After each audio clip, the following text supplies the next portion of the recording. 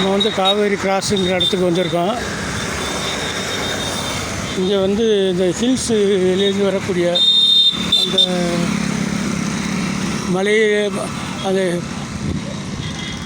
மேற்கு தொடர்ச்சி மலையினுடைய அடிவாரத்து பக்கம் வரக்கூடிய மழை நீர் வந்து சேகரிக்கப்பட்டு அது ஓடை வழியாக,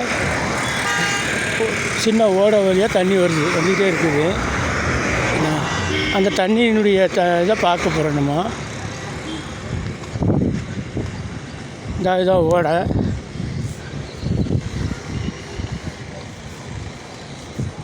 பாருங்கள், அந்த ஓடையில் வந்து பிளாஸ்டிக்கு பாட்டிலெல்லாம் தண்ணி தேங்கி நிற்கிது. காவேரி ஆற்றுல கலக்குது, தண்ணி போயிட்டுருக்குது. ஆமாம், இது வந்து மலையிலேருந்து வரக்கூடிய தண்ணீர் வந்து என்ன இங்கே வந்து காவிரி ஆற்றுல கலக்குது. இது வந்து பிளாஸ்டிக்கெல்லாம் என்ன எவ்வளோ தேங்கியிருக்கு பாருங்கள்.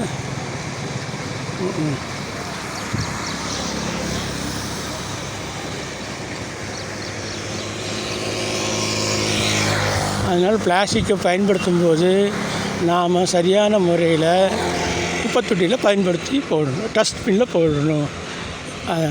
நகராட்சியும் இதை வந்து சரியான முறையில் சுத்திகரிக்கணும்.